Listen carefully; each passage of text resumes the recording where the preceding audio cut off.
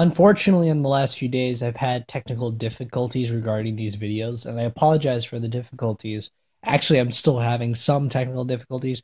They'll be alleviated in the next couple of days. So here are the four players that I missed in the last 4 days. First off, I wanted to talk about Jiri Hudler, who's now a member of the Dallas Stars. Hudler spent last season in Calgary, where he was subsequently traded after 53 games to Florida because the Panthers wanted more forward depth on the wings. In his final 19 regular season games, Hudler was productive as he put up 11 points, 6 of them as goals, 5 assists in 19 games.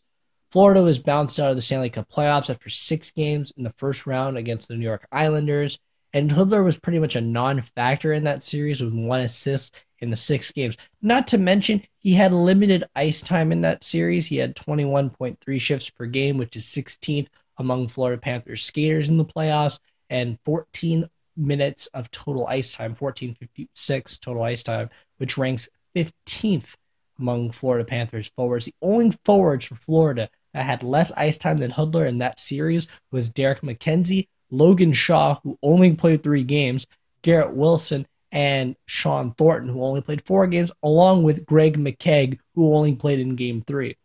How does Hudler fit in Dallas? I think he'll be productive, especially in such a talented forward group such as the Stars, but he isn't getting any younger. I think that his numbers will probably hover between 15 and 20 goals this season. I honestly felt like his numbers in 2014-15 were inflated and was an outlier on a Calgary Flames team that pretty much was an outlier of the NHL and an unreal performer in that season. So that's my opinions on Jiri Hudler. Next up is Mikkel Boedker, who is now a member of the San Jose Sharks. Last season, Boedker played with the Arizona Coyotes and Colorado Avalanche, and he was a part of the Avalanche as they were trying to make the postseason. And his numbers with Colorado were fine. He had 4 goals and 8 assists for 12 points in 18 games. So 12 points, 18 games, that's not bad. But Colorado still missed the playoffs. And if you go back on to February 13th, 16 days before Boedker joined the Avalanche, they were in firm control of the first wildcard spot. They'd later be surpassed by Nashville and Minnesota, and Colorado was on the outside looking in. San Jose needed speed in the Stanley Cup final. They were beaten by the Pittsburgh Penguins handedly because Pittsburgh was just such a quicker team than San Jose. And adding Boedker to me signifies that the Sharks recognize that. They kind of recognize that. I think it might not work out because Boedker has a tendency not to show up in certain games, but Boedker definitely adds speed to the Sharks game. And overall for his numbers last season, he had 17 goals, 34 assists in 80 regular season games last year. Now on to Thomas Vanek, who is now a member of the Detroit Red Wings. I don't particularly like this move, but at that salary, it's such a low in risk investment in a guy who has shown scoring ability. Not to mention, the Red Wings certainly need more scoring. Detroit were 23rd in the National Hockey League in goals for per game last season, and they definitely need more goal scoring, especially when you consider they lost Pavel Datsyuk, who was 7.7% of their goal scoring last season.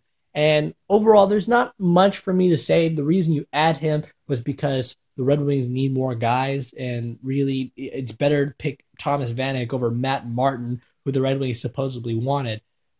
The Red Wings need more goals. I think this is going to be a really tough year for the Detroit Red Wings, and Jeff Blashill especially. You have a fully refreshed coaching regime. No one from the Mike Babcock era is still involved in terms of the coaching staff as well. So we'll see what that means for the Red Wings this season.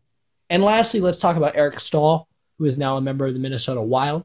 As the Hurricanes continued their rebuild, they traded the face of their franchise to the New York Rangers last season. Staal played 63 games with Carolina and 20 with the New York Rangers, but he had an overall underwhelming season, putting up his lowest total of goals and assists in one season since his rookie year, where he put up 11 goals and 20 assists.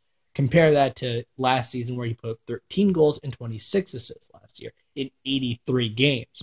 Has Eric Staal regressed that much in 2 seasons? I don't think so. I think the problem was he just wasn't a good fit with the New York Rangers. Do I think he'll put up 40 goals again? Of course not. I don't think he'll do that. But he'll be a decent contributor with Minnesota, and I say he probably gets around 20 goals this year as well. There's a lot of questions I have about the Minnesota Wild that I may address later. And that is it for this video. We'll continue on with the rest of the series as it goes on.